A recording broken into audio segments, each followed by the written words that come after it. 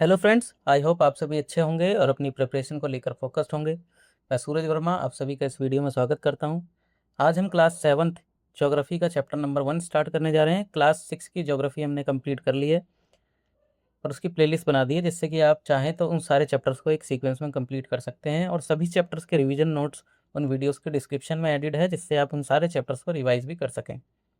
तो class 7 geography chapter number 1 हम पढ़ने जा रहे हैं और इस चैप्टर के भी आपको रिवीजन नोट्स डिस्क्रिप्शन में मिल जाएंगे, जिससे कि बार बार आपको ये चैप्टर्स या वीडियोस देखकर अपना टाइम वेस्ट ना करना पड़े और आप कुछ ही सेकंड्स में, कुछ मिनट में अपने इस चैप्टर को रिवाइज भी कर सकें। तो चलिए बिना देरी करे चैप्टर को स्टार्ट करते हैं। चैप्टर नंबर 1 है हमारा एनवायरनमेंट।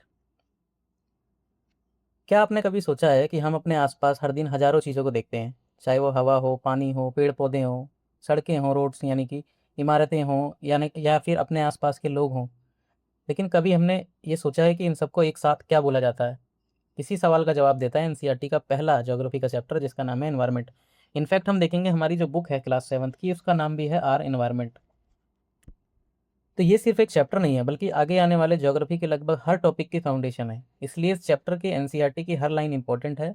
आज हम इसे लाइन बाय लाइन पढ़ेंगे, समझेंगे और किसी भी इंपॉर्टेंट कंसेप्ट को स्किप नहीं करेंगे। तो चलिए शुरू करते हैं। चैप्टर की शुरुआत में हमको एक स्टोरी दी हुई है। उस स्टोरी में कहा जाता है कि रवि नाम का एक लड़का है। उसके स्कूल की समर वेकेशन या कोई भी वेकेशन कंप्लीट करने के बाद वो अपने स्कूल में वापसी जा रहा होता है। तो वो देखता है कि उसके स्कूल के रास्ते में, उसके स्कूल के पास में ही एक पार्क होता है, जिसमें बच्चे खेला करते थे। जनरली एक प्ले ग्राउंड टाइप का था। उसमें गड्ढा खोदा जा रहा है, उसको खोदा जा रहा है, उसकी खुदाई शुरू कर दी गई है। और लोगों का ऐसा कहना है कि उसके अंदर एक बहुत बड़ी बिल्डिंग बनेगी, जिसके अंदर बहुत सारे फ्लैट्स होंगे। इसीलिए कंस्ट्रक्शन का काम वहाँ पर करा जा रहा है। रवि, उसकी आंखों में आंसू आ जाते हैं ये बातें सुन के, कि जिस बड़े से प्लेग्राउंड में, जिसमें सॉफ्ट सॉफ्ट घासें हुआ करती थी, पेड़ पौधे हुआ करते थे, फूल हुआ करते थे, बटरफ्लाई इधर उधर उड़ती रहती थी, अब वो हमेशा के लिए ख़त्म हो जाएगा। और जब वो स्कूल जाता है तो अपनी क्लासमेट्स के साथ ये बातें शेयर करता है। और जो असेंबली होती है उसके अंदर जो उनके प्रिंसिपल होते हैं, वो भी बहुत सैडली, उदास होकर कहते हैं कि देखो किस तरीके से एनवायरनमेंट जो है वो चेंज हो रहा है। तो यहीं से उस बच्चे के मन में ख्याल आता है कि एनवायरनमेंट आखिरकार होता क्या है। जो सर ने ये बात बोली है कि हमारा एनवायरनमेंट चेंज हो रहा है, तो एनवायरनमेंट का मतलब क्या है। और जब वो बच्चा क्लास में जाता है तो अपने टीचर से पूछता है कि सर, ये एनवायरनमेंट का मतलब क्या होता है। तो टीचर जो होते हैं, जो अध्यापक होते हैं, वो जवाब देते हैं कि whatever you see in your surrounding, जो भी चीज़ें आप अपने आसपास देखते हैं, वो सारी चीज़ें एनवायरनमेंट होती हैं। तो रवि जोर से बोल उठता है कि इसका मतलब सर ये है कि चाहे ये स्कूल की बिल्डिंग या टेबल जिस पे हम लोग बैठे हुए हैं, या फिर चेयर इन द क्लासरूम, ये जो ओपन फील्ड है, रोड्स वगैरह, गार्बेज, यहाँ तक कि मेरे दोस्त, ये सारे एनवायरनमेंट का पार्ट है। तो टीचर कहता है यस। तो यहीं से हमको एनवायरनमेंट का मतलब पता चलता है कि एनवायरनमेंट का मतलब वो सारी चीज़ें जो हमारे सराउंडिंग में हैं। अब चाहे वो टेबल हो, चेयर हो, क्लासरूम हो, जो भी चीज़ आप अपने आसपास देख रहे हो, वो सब एनवायरनमेंट का ही पार्ट है। Yes, said the teacher. But एक बात ध्यान रखना कि कुछ ऑब्जेक्ट्स ऐसे होते हैं जो कि नेचर ने बनाए हैं। जैसे एग्जाम्पल के लिए माउंटेन्स, रिवर्स, ट्रीज, एनिमल्स। और कुछ ऐसे हैं जो कि पीपल ने, लोगों के द्वारा बनाए गए हैं। For example roads, cars, cloth and books. यानी कि जितनी भी चीज़ें हम अपने सराउंडिंग में देख रहे हैं, इनमें कुछ चीज़ें तो ऐसी होती हैं जो नेचुरल तरीके से बनी हैं, कुछ ऐसी हैं जो हम इंसानों ने बनाई है। हालांकि ये सारी चीज़ें हमारे सराउंडिंग में है, इसलिए सब इन्वायरमेंट का पार्ट है। तो वही वो कहता है कि बच्चों को कि आप जाइए और लिस्ट बनाइए कौन कौन सी चीज़ आपके आसपास हैं। तो यहाँ देखो क्या लिखा है, environment is our basic life support system. Environment जो है वो हमारा बेसिक लाइफ सपोर्ट सिस्टम है, क्योंकि एनवायरनमेंट में हम देखते हैं, जिस ज़मीन पे हम रहते हैं वो भी आता है, जो सांस हम लेते हैं वो हवा भी एनवायरनमेंट के अंदर आती है, जो पानी हम पीते हैं वो भी एनवायरनमेंट का पार्ट है, जिन प्लांट्स पे हम डिपेंडेंट रहते हैं वो भी एनवायरनमेंट का पार्ट है। तो एक तरीके से देखा जाए तो हमारा बेसिक लाइफ सपोर्ट सिस्टम क्या है, environment. It provides us air we breathe. ये हमको हवा प्रदान करता है, एयर प्रदान करता है, जो जिससे हम जीवित रहते हैं। जो पानी हम पीते हैं वो हमें एनवायरनमेंट से ही मिलता है। जो फूड हम खाते हैं, यहाँ तक कि जिस ज़मीन पे, जिस लैंड पे हम रहते हैं, वो भी एनवायरनमेंट से ही हमको मिलता है। आगे सवाल पूछा जा रहा है कि जो ह्यूमन बींग्स है वो किस तरीके से, जो नेचुरल एनवायरनमेंट होता है, नेचुरल एनवायरनमेंट कैसे है, जो भी चीज़ हमारे आसपास नेचुरली तरीके से थी, जैसे यहाँ पे बताया था माउंटेन्स, रिवर्स, ट्रीज, एनिमल्स, ये सारे क्या है, नेचुरल एनवायरनमेंट का पार्ट है। तो the car fumes pollute the air water, pollute the air sorry.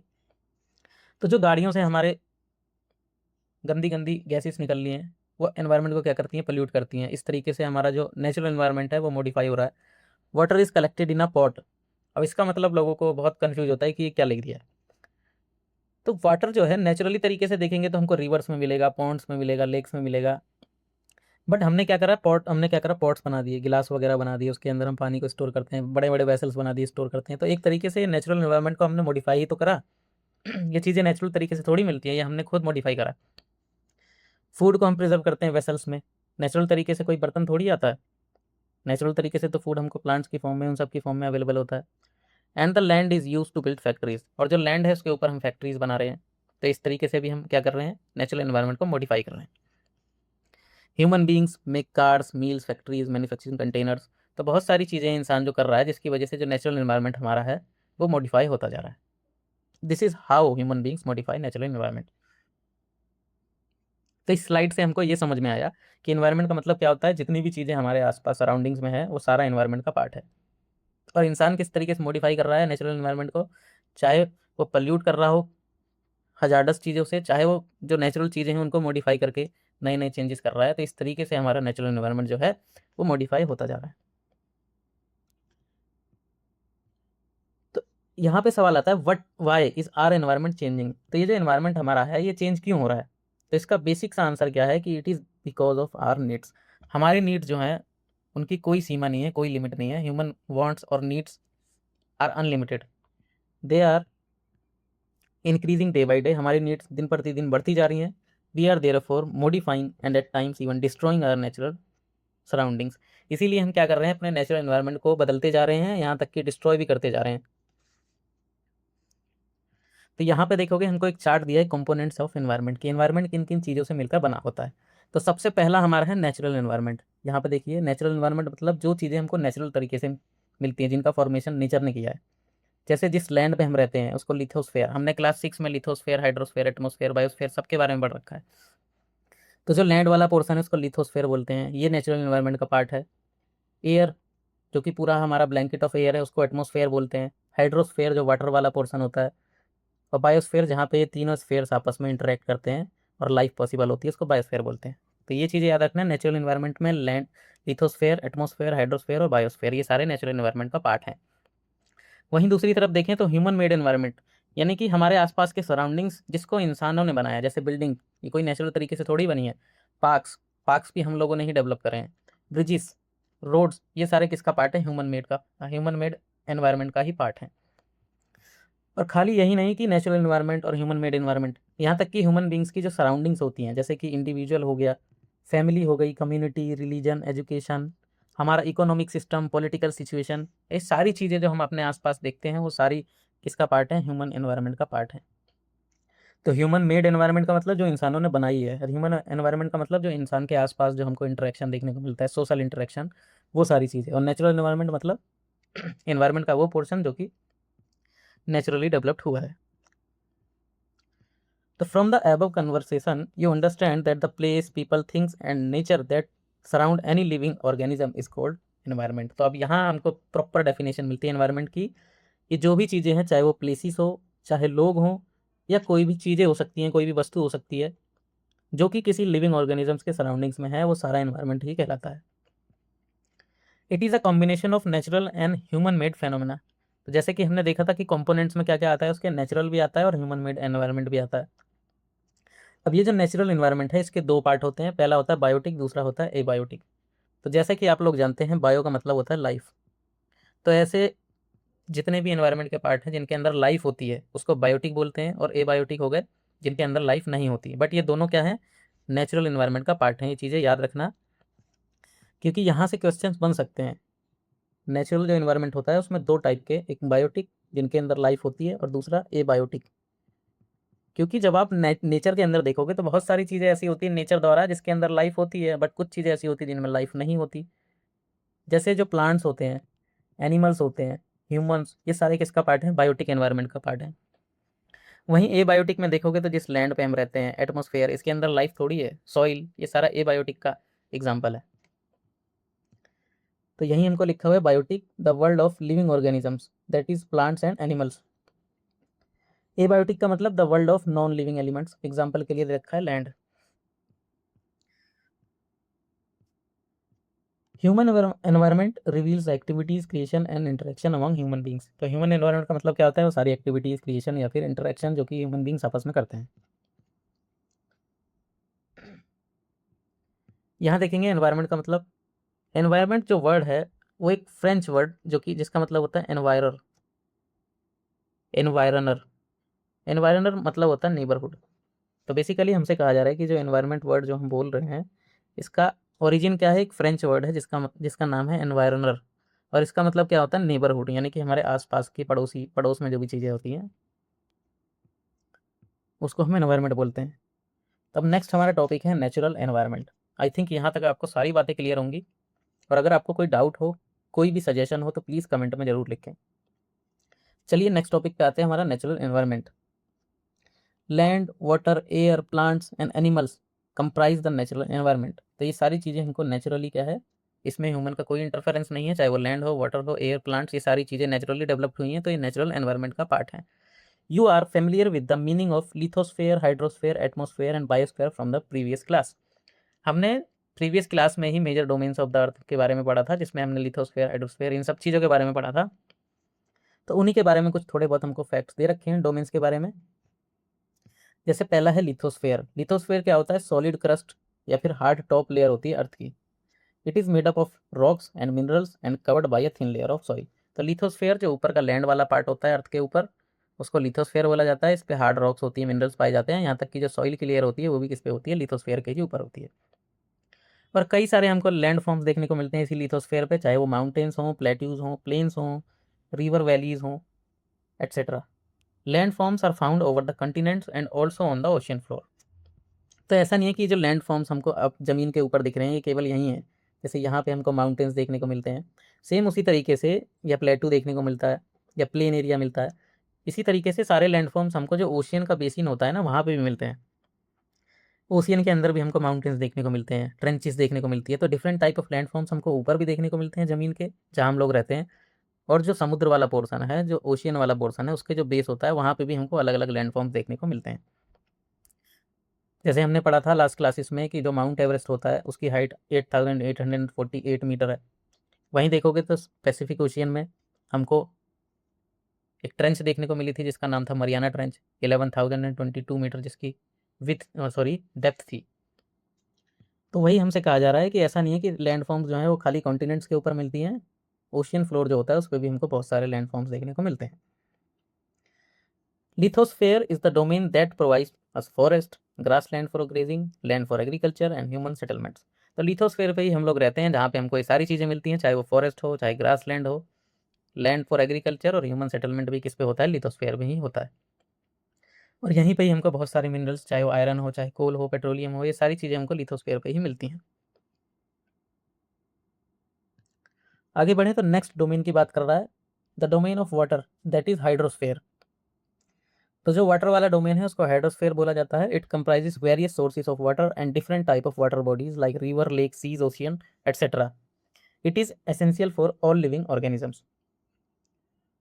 तो इसके अंदर बहुत सारे सोर्सेज ऑफ वाटर इंक्लूडेड होते हैं, जैसे कि वाटर बॉडीज जिसमें रिवर्स आती है, लेक्स आती है, सीज, ओशियन। और हमने ये भी समझा था कि हाइड्रोस्फेयर में जो एटमॉस्फेयर के अंदर जो वाटर के ड्रॉपलेट्स होते हैं वो भी इंक्लूडेड ही होते हैं इसके अंदर, हाइड्रोस्फेयर में। और ये सभी लिविंग ऑर्गेनिजम्स के लिए बहुत ज़्यादा इंपॉर्टेंट है, क्योंकि पानी के बिना कोई भी जीवित नहीं रह सकता। The atmosphere is the thin layer of the air. अब ये थर्ड डोमेन की बात कर रहा है, एटमॉस्फेयर।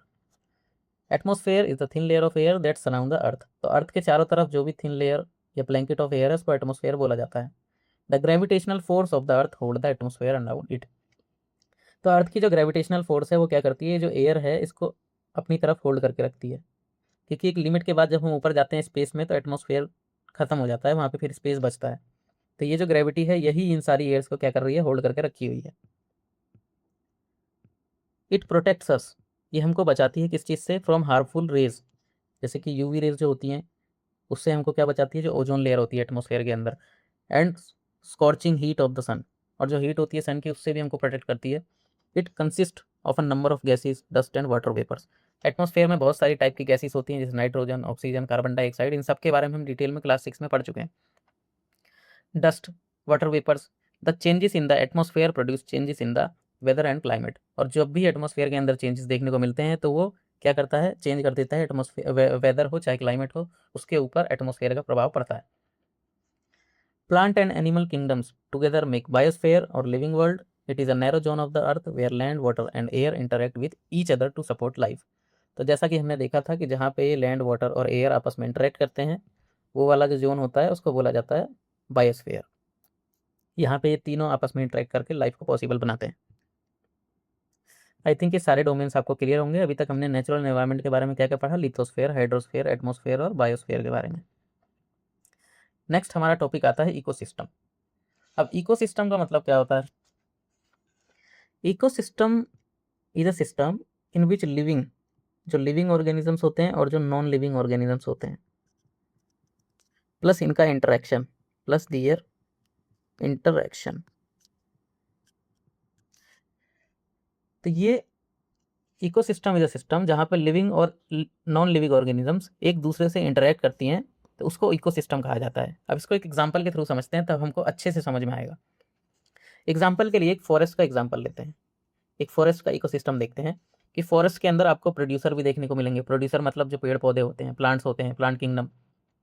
कंज्यूमर्स होते हैं, कंज्यूमर्स में एनिमल्स आ गए। वहीं डीकम्पोजर्स होते हैं जिसमें बैक्टीरिया, फंगस, ये सारी चीज़ें आती हैं। सनलाइट होती है, वाटर, सॉइल, एयर, ये सारी चीज़ें हमको फॉरेस्ट के अंदर देखने को मिलती हैं। अब होता क्या है, प्रोड्यूसर्स जैसे कि प्लांट्स वगैरह को डियर खा लेता है, हिरन खा लेता है, उसको शेर खा लेता है, लॉयन उसको खा लेता है, मान लो टाइगर खा लेता है। अब जब ये प्लांट्स और एनिमल्स क्या करते हैं, मरते हैं, तो इनको डीकम्पोज करके दोबारा से सॉइल के अंदर क्या है, न्यूट्रिएंट्स को रिप्लेनिश करने का काम डीकम्पोजर्स कर देते हैं, और फिर वही न्यूट्रिएंट वाली सॉइल दोबारा से प्लांट्स को ग्रो करती है। तो एक लाइफ साइकिल चलता हुआ दिख रहा है आपको, और ये सारी चीज़ें आपस में इंटरेक्ट करके एक दूसरे के ऊपर इंटरडिपेंडेंट हैं। क्योंकि ये सारी चीज़ें आपस में इंटरडिपेंडेंट हैं, इसीलिए इसको बोला जाता है इकोसिस्टम, जहाँ पे living organisms, living non living organisms, इन सबके बीच का इंटरेक्शन देखा जाता है। तो एक बार यहाँ पढ़ लेते हैं ecosystem. It is a system formed by the interaction of all living organisms with each other and with the physical and chemical factor of the environment।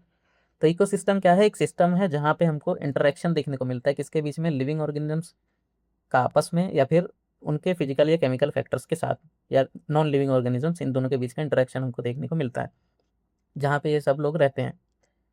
All linked by transfer of energy and material. और ये सारे components आपस में एक दूसरे से linked हैं। अब वो चाहे एनर्जी को ट्रांसफर कर रहे हो, चाहे मटेरियल को ट्रांसफर कर रहे हो, जैसे कि हमने फॉरेस्ट वाला एग्जांपल समझा।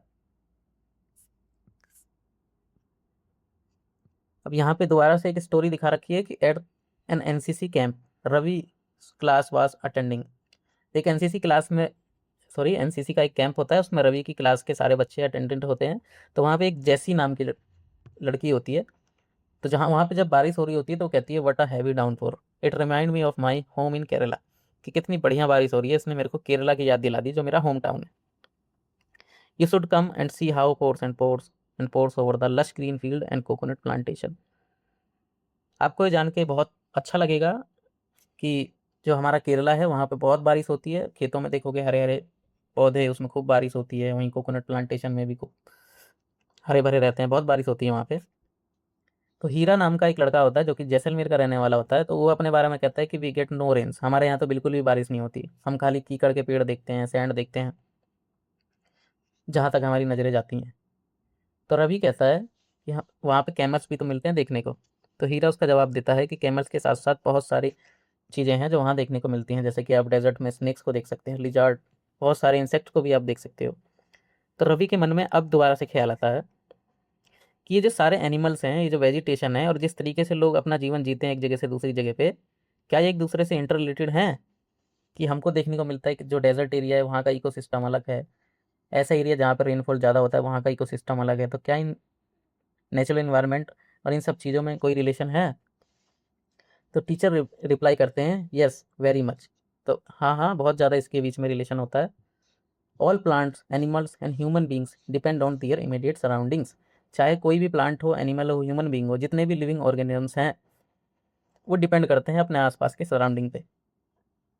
Often they are also interdependent on each other. उसके अलावा ये आपस में भी एक दूसरे से इंटरडिपेंडेंट होते हैं। This relationship between the living organisms as well as the relationship between the organisms and their surroundings form an ecosystem. तो वही हमसे कहा जा रहा है कि ये जो इंटर रिलेशन है आपस में लिविंग ऑर्गेनिजम्स का या फिर लिविंग और नॉन लिविंग ऑर्गेनिजम्स का, इसी से ही फॉर्मेशन होता है हमारे इकोसिस्टम का। There could be an ecosystem of large rain forest, grass land, desert, mountain, lakes, rivers, ocean and even a small pond. तो ऐसा नहीं है कि इकोसिस्टम का मतलब बहुत बड़ा सिस्टम होता है, छोटे छोटे प्लेसेस का भी अपना खुद का एक इकोसिस्टम होता है, चाहे वो ग्रास लैंड हो, चाहे डेजर्ट हो, चाहे माउंटेन, लेक, रिवर, ओशियन। यहाँ तक कि जिस पार्क के बारे में रवि बता रहा था उसका भी खुद का एक इकोसिस्टम होगा। यहाँ एक बॉक्स में लिखा है, इसको याद कर लेना है बिल्कुल, कि on 5 June every year the world environment day is celebrated. हर साल 5 जून को क्या सेलिब्रेट करा जाता है? World environment day. नेक्स्ट आते हैं ह्यूमन एनवायरनमेंट। अभी तक हमने क्या क्या पढ़ लिया, एक बार दोबारा से रिकैप कर लेते हैं कि जो कंपोनेंट्स ऑफ एनवायरनमेंट होते हैं उसमें नेचुरल एनवायरनमेंट के बारे में पढ़ा, उसके बाद ह्यूमन मेड एनवायरनमेंट के बारे में, और लास्ट में हमने इकोसिस्टम देखा कि इकोसिस्टम का मतलब क्या होता है। अब आगे बढ़े तो हमसे ह्यूमन एनवायरनमेंट की बात करी जा रही है। Human beings interact with the environment and modify it according to their need. Human beings environment के साथ इंटरैक्ट करता है, उसको मॉडिफाई भी करता है, जैसे हमने पिछले एग्जांपल्स में भी देखा कि कुछ तरीके हैं जिसमें वो मॉडिफाई ही करता है सिर्फ, और कुछ ऐसे तरीके भी हैं जिसमें वो एनवायरनमेंट को नुकसान भी पहुंचाता है। Early humans adapted themselves to the natural surrounding. जो अर्ली ह्यूमंस होते थे वो क्या करते थे, अपने नेचुरल सराउंडिंग के हिसाब से अपने आप को अडेप्ट कर लेते थे। वो सिंपल लाइफ जिया करते थे और अपनी रिक्वायरमेंट को अपने नेचुरल सराउंडिंग से, जो उनके नेचर में चीज़ें मिलती थी, उसी से अपनी आवश्यकताओं को पूरा कर लेते थे। बट जैसे जैसे इंसान की नीड्स जो हैं बढ़ती गई और बहुत टाइप की उनकी नीड्स डेवलप होती गई, अलग अलग डिमांड करते गए इंसान, human learns new ways to use and change environment. वैसे ही धीरे धीरे लोगों ने एनवायरनमेंट को नए नए तरीकों से चेंज करना स्टार्ट कर दिया। उन्होंने क्रॉप्स ग्रो करना स्टार्ट कर दी, डोमेस्टिकेशन स्टार्ट कर दिया और सेटल लाइफ जीने लग गए। जब व्हील का इन्वेंशन हुआ तो सरप्लस फूड जो है प्रोड्यूस होने लगा, बार्टर सिस्टम इमर्ज हो चुका था, ट्रेड जो है, कॉमर्स जो है, ये सारी चीज़ें डेवलप हो गई। इंडस्ट्रियल रिवोल्यूशन की वजह से जो प्रोडक्शन होता था वो लार्ज स्केल पे होने लगा। जब ट्रांसपोर्टेशन अच्छा हो गया, फास्टर हो गया, इंफॉर्मेशन, ये सब चीज़ें इवॉल्व हो गई, तो कम्युनिकेशन, ये सब चीज़ें बहुत ज़्यादा क्या है, स्पीड में होने लग गई अक्रॉस द वर्ल्ड। इसलिए जो इंसान की नीड्स हैं, जो पहले नेचुरल चीज़ों से ही फुलफिल हो जाती थी, अब इंसान ने क्या करना शुरू कर दिया, अपने नेचुरल एनवायरनमेंट को मॉडिफाई करना स्टार्ट कर दिया। Have you ever thought why you love eating a juicy watermelon in the summer and hot roasted peanut in the winter? अब तो वही हमसे कहा जा रहा है कि आपको ऐसा, कभी आपने ऐसा सोचा है कि हमको जूसी वाटरमेलन गर्मियों के टाइम पे पसंद आता है, वहीं भुनी हुई जो मूंगफली होती है, रोस्टेड पीनट होती है, वो विंटर में क्यों पसंद आती है? क्योंकि जो हमारा एनवायरनमेंट है उससे हम लोग इंटरेक्ट करते हैं, उसके उसी के अनुसार हमको चलना पड़ता है। A perfect balance is necessary between the natural and human environment. Human must learn to live and use their environment in a harmonious way. तो इंसान को क्या करना चाहिए, ह्यूमन बींग्स को अपने एनवायरनमेंट से सीखना चाहिए और उसके हिसाब से अपने आप को अडेप्ट करना चाहिए। यहाँ पे एक वर्ड आया था, वाटर सिस्टम। वाटर सिस्टम का मतलब क्या होता है? It is a trade in which goods are exchange without the use of money. जब शुरुआत में ट्रेड वगैरह डेवलप्ड हुए और करेंसी का यूज नहीं हुआ करता था, जैसे आज के टाइम पे हमको नोट देखने को मिलते हैं, कॉइन्स देखने को मिलते हैं, बहुत सारी चीज़ें हैं। आज के टाइम पे इलेक्ट्रॉनिक मनी आ चुकी है, debit card, credit card, UPI. But पहले के समय पे क्या होता था कि लोग एक सामान के बदले दूसरे सामान को एक्सचेंज किया करते थे। इसी सिस्टम को बोला जाता था बार्टर सिस्टम। ये व्यापार का ऐसा तरीका था जहाँ पे गुड्स एक्सचेंज करे जाते थे विदाउट यूज ऑफ मनी। जैसे कोई एग्जांपल के लिए ले लिए, किसी किसान के पास गेहूं में बेचने के लिए वीट है, और कोई जूता चप्पल बनाने वाला है, वो क्या करता है, अपने जूते इसको बेचता है और ये उसके बदले उसको गेहूं दे देता है। तो ये एक बार्टर सिस्टम का एग्जाम्पल हुआ। तो यहाँ चैप्टर के लास्ट में एक थोड़ी सी स्टोरी दी है। नूरी, जो कि उनकी क्लास की ही एक लड़की थी, मिजोरम में रहा करती थी, और जब उन रवि को बताती है अपनी क्लास के कि उसके आसपास का जो घर के इलाका है वहाँ पे कैसे लश ग्रीन एनवायरनमेंट रहता है, बढ़िया बारिश होती है। तो रवि को जब वो अपसेट देखती है क्योंकि उसने अपना प्लेग्राउंड खो दिया था, तो वो नूरी क्या करती है, सबको इनवाइट करती है कि आप समर वेकेशन में कहाँ आइए, मेरे घर पे आइए, मिजोरम घूम के जाइए। तो यहीं पे चैप्टर की समाप्ति होती है और रवि के जो टीचर होते हैं वो बोलते हैं सबको कि आप जहाँ भी घूमने जाना समर वेकेशन में, तो अपने जिस भी जगह घूमने जाओगे वहाँ के लैंडस्केप वगैरह की और जो एक्टिविटीज़ आपने करी उसको नोट डाउन कर लेना। तो यहाँ हमारे चैप्टर की हो जाती है समाप्ति, यहाँ हमारा चैप्टर हो जाता है कंप्लीट। अब एक बार इस चैप्टर को रिवाइज करने के लिए 2-4 एमसीक्यू कर लेते हैं और हमारा चैप्टर खत्म हो जाएगा। Which is not a natural ecosystem. Natural ecosystem, जहाँ पे नेचुरल वर्ड आ जाए वहाँ पे समझ लेना ह्यूमन इंटरफेरेंस नहीं होना चाहिए। तो फॉरेस्ट जो है वो एक नेचुरल इकोसिस्टम का ही पार्ट है। डेजर्ट ये भी एक नेचुरल इकोसिस्टम है, बट एक्वेरियम ये इकोसिस्टम नेचुरल नहीं है। जैसे घर के अंदर आप एक्वेरियम में मछलियाँ पालते हो तो वहाँ पे भी एक इकोसिस्टम डेवलप हो जाता है, बट ये आर्टिफिशियल इकोसिस्टम है, नेचुरल नहीं है। Which is not a component of human environment, human environment का पार्ट नहीं है। कौन सा? Land, community, religion. तो कम्युनिटी और रिलीजन ये ह्यूमन एनवायरनमेंट का ही पार्ट है, लैंड जो है वो ह्यूमन एनवायरनमेंट का पार्ट नहीं है। तो वही हमसे पूछा जा रहा है कि कौन सा ह्यूमन एनवायरनमेंट का पार्ट नहीं है, तो इसका आंसर हो जाएगा land. Third, which is a human made environment, इसमें से कौन सा ह्यूमन मेड एनवायरनमेंट है? माउंटेन नहीं, ये नेचुरल एनवायरनमेंट है। सी ये भी नेचुरल एनवायरनमेंट है। तो रोड क्या है? ह्यूमन मेड एनवायरनमेंट का पार्ट है। Which is a threat to environment, environment को सबसे ज़्यादा थ्रेट किससे हो रहा है? प्लांट्स ग्रो कर रहे हैं ज़्यादा इसलिए? नहीं। ग्रोइंग पॉपुलेशन, हाँ। अल्टीमेट जितने भी आज के टाइम पे हमको प्रॉब्लम्स देखने को मिल रही हैं उन सबका मेजर रीजन ग्रोइंग पॉपुलेशन ही है। हालांकि क्रॉप्स ग्रो करने की वजह से भी लोग क्या कर रहे हैं, जो लैंड है उसको क्लियर करते जा रहे हैं, उसके नेचुरल वेजिटेशन को खत्म करते जा रहे हैं क्रॉप्स ग्रो करने के लिए, बट इन सबका अल्टीमेट रीजन क्या है? Growing demand. और ग्रोइंग डिमांड के पीछे का रीजन क्या है? पॉपुलेशन जो हमारी इंक्रीज होती जा रही है। नेक्स्ट आते हैं, तो यहाँ मैच करने को बोला जा रहा है। बायोस्फीयर क्या होता है? एटमॉस्फेयर, हाइड्रोस्फीयर और एनवायरनमेंट। तो हाइड्रोस्फीयर हमने पढ़ा, डोमेन ऑफ वाटर। नेक्स्ट आते हैं हमारे सराउंडिंग्स, जो हमारे सराउंडिंग्स होती है उसको क्या बोला जाता है? एनवायरनमेंट बोला जाता है। एटमॉस्फेयर किसको बोला जाता है? Blanket of air which surround the earth. और बायोस्फीयर क्या होता है? जो नैरो जोन होता है जहाँ पे लैंड, वाटर और एयर आपस में इंटरेक्ट करते हैं। ठीक है, तो ये चैप्टर यहाँ समाप्त होता है, खत्म होता है। आई होप ये चैप्टर आपको अच्छा लगा हो, और अगर अच्छा लगा हो तो इस वीडियो को लाइक और शेयर जरूर करें और चैनल को सब्सक्राइब करना ना भूलें। मिलते हैं नेक्स्ट वीडियो में एक नए चैप्टर के साथ। Thank you for watching. जय हिंद।